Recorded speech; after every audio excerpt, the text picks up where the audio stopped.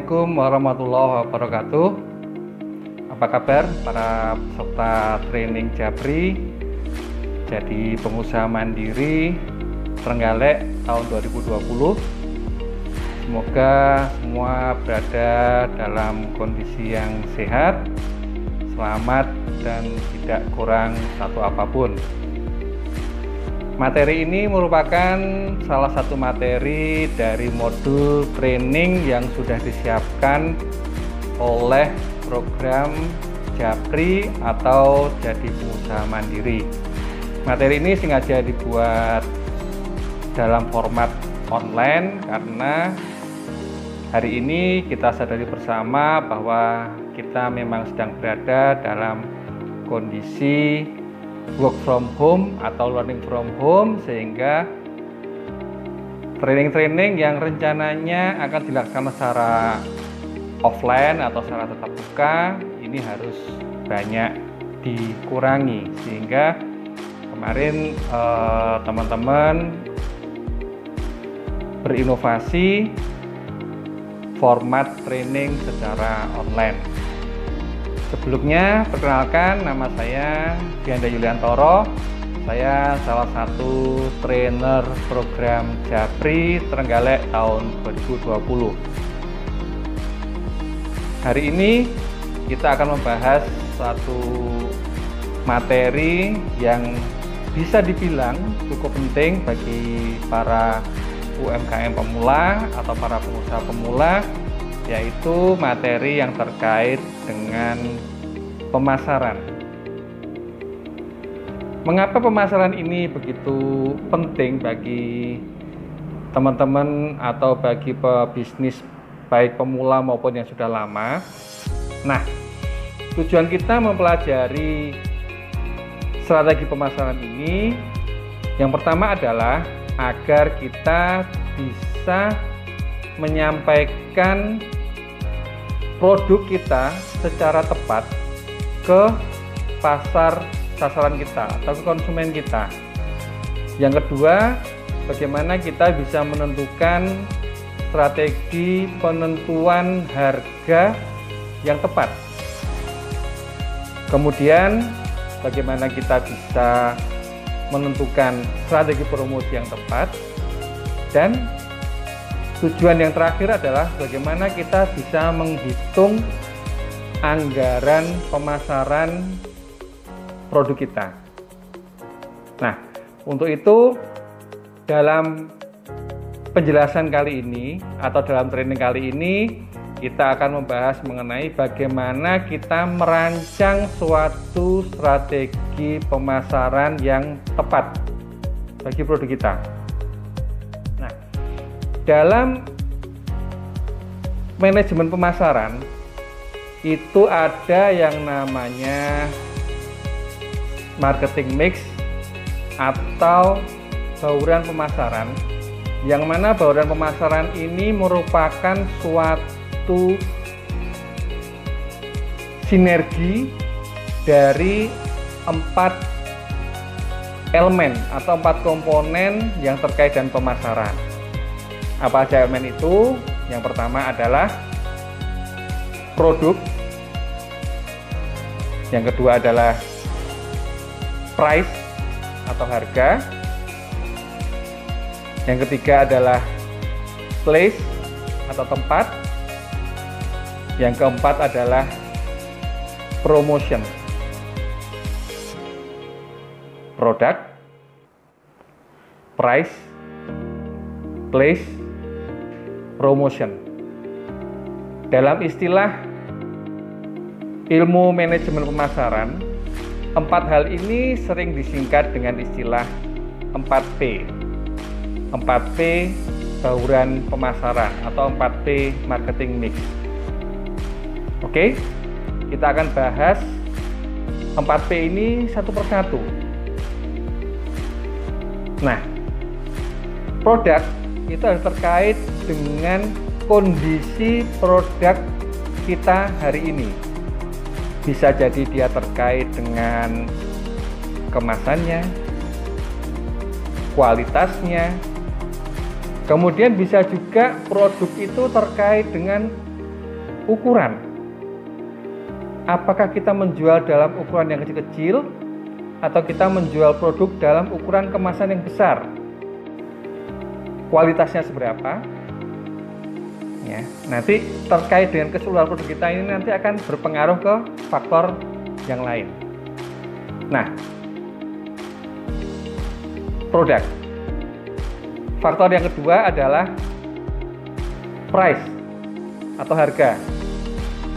Bagaimana strategi harga yang kita terapkan? Di mana strategi harga ini sangat dipengaruhi dengan komponen yang pertama, yaitu bisa jadi harga pokok penjualan. Di mana harga pokok penjualan ini sudah dibahas di materi sebelumnya, sangat terkait dengan biaya produksi.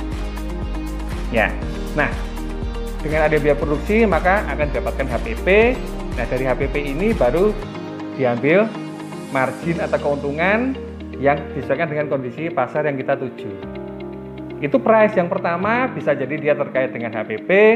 Kemudian bagaimana cara kita menjual? Apakah kita menjual secara retail atau kita menjual secara grosir atau kita menjual secara paket? Nah, nanti tentunya akan berpengaruh terhadap harga atau price. Nah, itu ya. Kemudian apakah kita memberikan promo?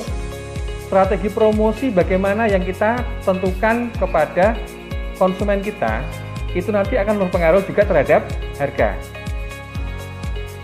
Nah, selanjutnya berpengaruh adalah reward atau apa yang akan kita berikan kepada konsumen kita sebagai penghargaan dia sudah membeli produk kita. Nah, dari poin reward ini nanti juga akan berpengaruh terhadap harga. Jadi ada beberapa komponen yang akan mempengaruhi harga produk kita. Produk, price. Elemen yang ketiga adalah place, tempat kita menjual produk kita.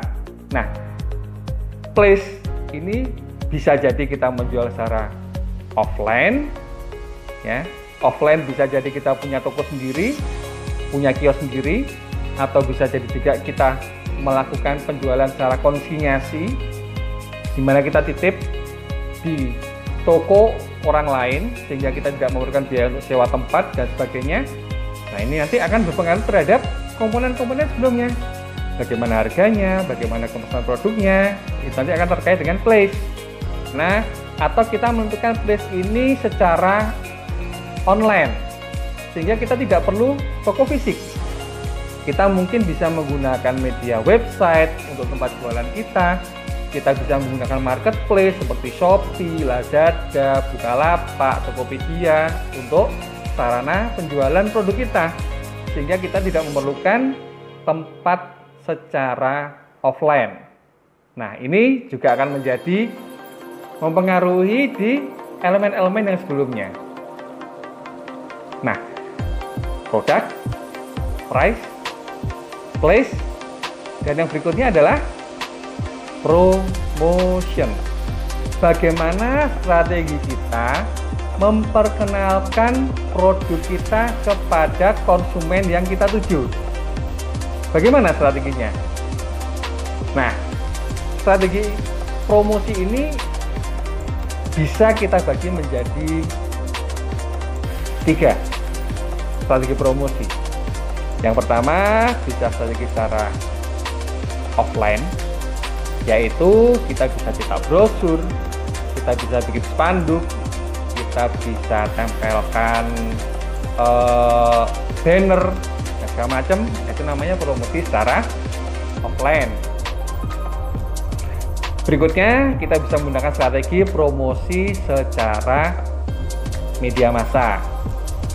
Ya, media massa ini bisa kita menggunakan media radio, bisa kita menggunakan media koran atau televisi.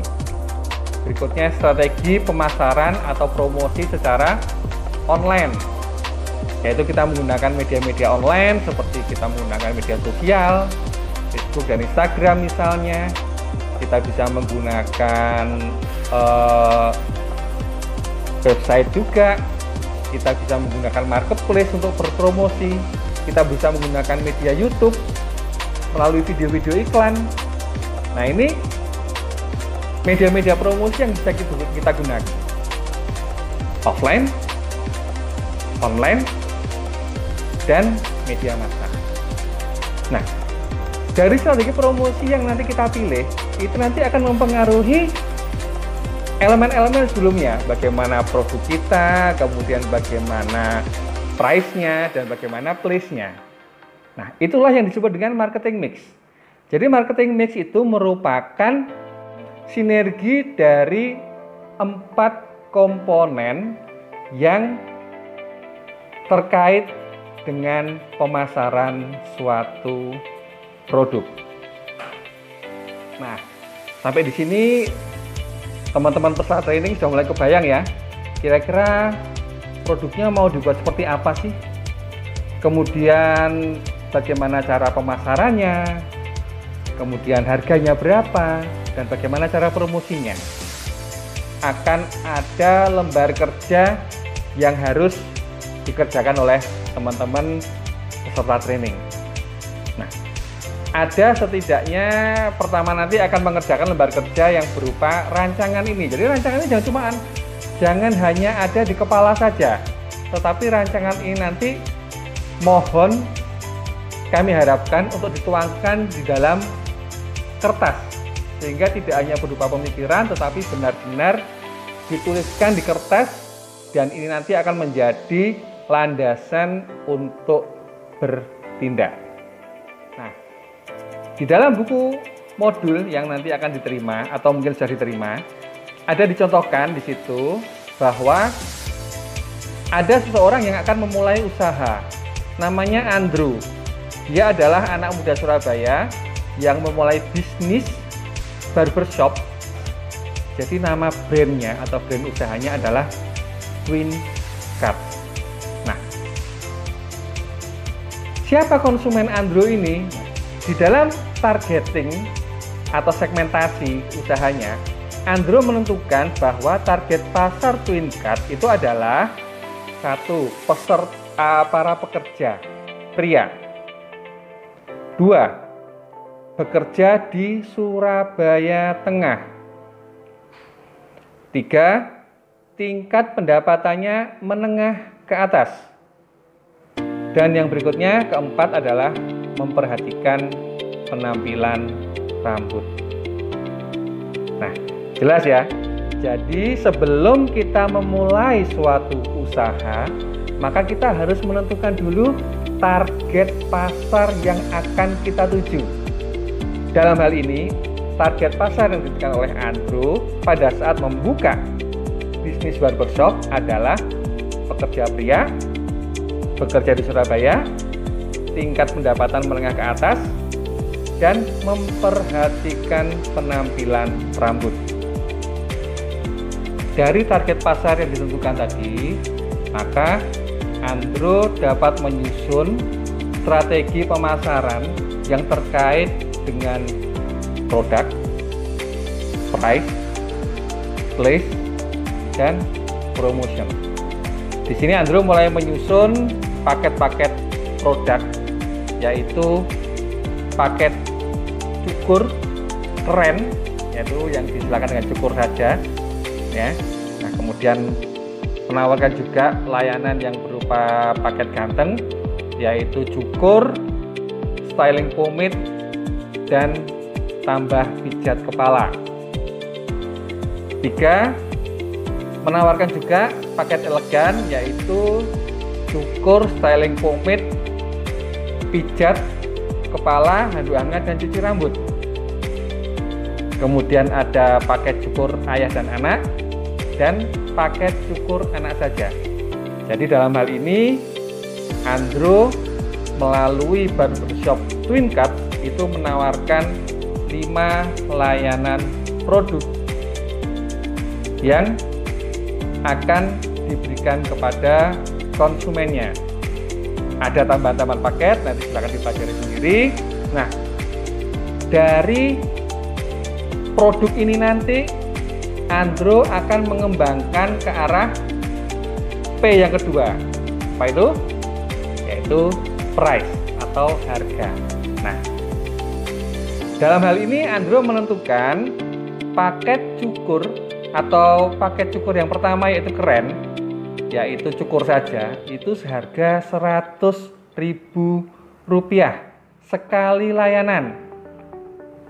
Nah, kemudian paket yang kedua adalah paket ganteng, cukur, pomade, tambah pijat kepala itu Rp150.000 dan paket elegan Rp200.000. Bayangkan ya, hanya cukur saja itu harganya Rp100.000. Bagi kita yang mungkin tinggal di daerah dekat-dekat sini ya, di Kediri, Blitar, Tulungagung, Trenggalek, gak kebayang ya paket hanya cukur saja senilai Rp100.000 itu mungkin gak kebayang. Nah, tapi kenapa kok Andro berani menentukan harga cukur Rp100.000? Nah, ini akan kita lihat di P yang ketiga. Apa itu? Ya, place. Nah, place yang ditentukan oleh Andri itu di mana sih kok dia bisa menentukan paket atau berani menentukan harga sedemikian cukup mahal kalau buat kita. Nah, di place-nya kita lihat bahwa lokasi barbershop Andre ini ada di salah satu ruangan di lantai 1 Wisma Dharmala Surabaya. Nah, kebayang kan? Wisma Dharmala Surabaya ini tempatnya mewah, gedung bertingkat, di mana setiap hari yang datang ke sana adalah orang-orang yang dari kalangan menengah ke atas dengan penghasilan yang mengeluarkan biaya untuk cukur Rp100.000 itu nggak berat sama sekali. Pemilihan tempat ini akan berpengaruh pada price dan produk. Nah, kemudian di dalam place itu juga Andre menentukan bahwa ruangan didominasi oleh warna hitam dan merah bata untuk memperkuat nuansa maskulin. Di situ juga dilengkapi dengan parfum aroma kopi. Salah satu fungsinya adalah untuk relaksasi yang membuat konsumennya akan semakin nyaman. Dan adalah salah satu sisi yang ditempeli wallpaper dengan gambar kota New York, sehingga bisa digunakan untuk berfoto oleh konsumennya. Yang mana ini nanti akan menambah nilai, akan memberikan nilai tambah bagi usaha Andre. Nah, produknya dapat, price-nya dapat, place-nya sudah dirancang dengan baik, maka tahap berikutnya adalah strategi yang keempat, bagaimana strategi promosi yang dilakukan oleh Twin Cuts. Nah, dalam strategi promosi ini, Andro menentukan bahwa barbershop Twin Cut ini akan menggunakan media Instagram dan Facebook. Nah, ini bisa dipahami bahwa Twin Cuts berada di kota besar seperti Surabaya, maka akan lebih efektif jika dia menggunakan media online untuk mempromosikan produknya atau mempromosikan layanannya. Selain itu, untuk menarik kalangan ekonomi menengah ke atas, Andro juga menggunakan endorser, ya, yaitu Azrul Ananda, bos Jawa Pos. Nah, bagi teman-teman hari ini yang mungkin usahanya menyasar pasar menengah ke atas, ini bisa menggunakan endorser juga. Selain itu, ditentukan strategi promosinya dengan melayani panggilan ke kantor-kantor. Jadi tidak hanya menunggu pelanggan datang, tapi juga bisa melayani panggilan ke kantor-kantor dengan menggunakan barber car. Nah, bisa kebayangkan, barber car ini merupakan sebuah mobil yang di dalamnya terdapat alat-alat potong rambut yang bisa langsung melayani konsumen di dalamnya. Nah, inilah contoh strategi pemasaran yang digunakan oleh Andro untuk barbershop Twin Cuts. Nah, teman-teman peserta training ini pasti sudah kebayang nih, ya, saya punya produk apa, saya mau melakukan pemasaran dengan sistem bagaimana, berapa harganya, dan strategi promosinya bagaimana. Nah, sudah mulai kebayang, sudah ada di angan-angan. Nah, kami harapkan strategi ini tidak hanya ada di angan-angan saja, tetapi silakan nanti strateginya secara keseluruhan dituliskan di lembar kerja yang sudah disiapkan oleh para trainer. Nah, bagaimana nanti diisi sesuai dengan tahapan-tahapan yang akan dilakukan. Dalam merancang strategi pemasaran ini, kita sebagai pengusaha tentunya kita harus memperhatikan beberapa faktor dari konsumen kita. Nah, yang pertama, apakah produk kita benar-benar bisa memberi solusi bagi konsumen kita. Ini nanti akan menjadi poin penting karena pelanggan atau konsumen kita itu benar-benar membutuhkan produk kita, sehingga tanpa harus kita susah payah memasarkan, mereka akan mencari. Jadi bagaimana produk kita memberikan solusi. Yang kedua, bagaimana pelanggan atau konsumen kita itu nyaman dengan produk kita. Artinya, apakah produk kita itu bisa didapatkan di mana saja dengan mudah oleh konsumen kita. Ini akan menjadi pertimbangan tersendiri bagi konsumen. Berikutnya, biaya yang dikeluarkan oleh konsumen. Apakah biaya itu setara dengan kepuasan atau setara dengan kebutuhan yang memang benar-benar dirasakan oleh konsumen kita? Nah, itu nanti akan berpengaruh dalam strategi pemasaran yang kita tentukan.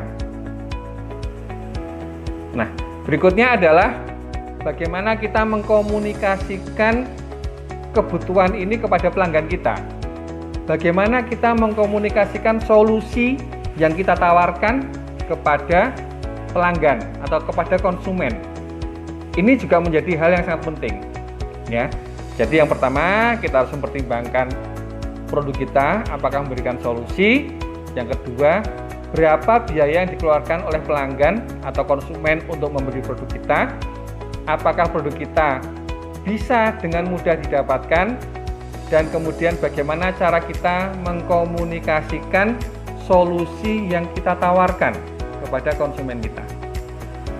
Kalau kita sudah bisa mempertimbangkan 4 hal ini, maka insya Allah produk kita akan dicari oleh konsumen kita. Nah, berikutnya dari 4P yang sudah kita rancang strateginya tadi, kita mulai bisa menghitung biaya pemasaran yang dibutuhkan. Dalam hal ini, seluruh biaya pemasaran itu harus kita perhitungkan karena akan masuk dalam biaya produksi. Contoh, mungkin kita cetak brosur, mungkin kita beli kuota untuk pemasaran online, atau kita pasang iklan di media massa, bisa koran, radio, atau bisa di televisi. Maka itu semua biayanya harus kita perhitungkan. Jangan sampai profit kita atau keuntungan kita habis hanya untuk biaya promosi saja. Nah, dengan kita menghitung biaya pemasaran ini, maka kita akan mendapatkan suatu gambaran yang menyeluruh mengenai strategi pemasaran yang kita terapkan dalam memasarkan produk kita. Nah, sampai di sini sudah mulai tergambar dengan jelas manfaat merancang strategi pemasaran dan bagaimana kita bisa menghitung biaya pemasaran yang dibutuhkan. Kalau ada yang belum jelas, silahkan nanti bertanya kepada trainer yang ada di sekitar kalian masing-masing. Nah, nanti kita harapkan dari hasil pelatihan ini atau dari hasil training ini, nanti semua mengumpulkan 2 lembar kerja. Lembar kerja yang pertama adalah lembar kerja yang terkait dengan strategi pemasaran 4P tadi. Ya, itu nanti ada lembar kerjanya. Dan lembar kerja yang kedua adalah perhitungan biaya pemasaran. Nah, ini nanti mohon dikerjakan dan dikumpulkan sehingga apa yang kita rancang ini tidak hanya ada di angan-angan saja, tetapi memang sudah kita tuliskan dan siap untuk kita eksekusi. Oke, sampai di sini paparan materi dari saya. Bila ada yang kurang jelas, bisa melakukan kontak dengan tim trainer yang lain. Dari saya untuk sementara sampai di sini. Mohon maaf bila kurangan. Kita ketemu lagi di materi-materi yang lain. Assalamualaikum warahmatullahi wabarakatuh.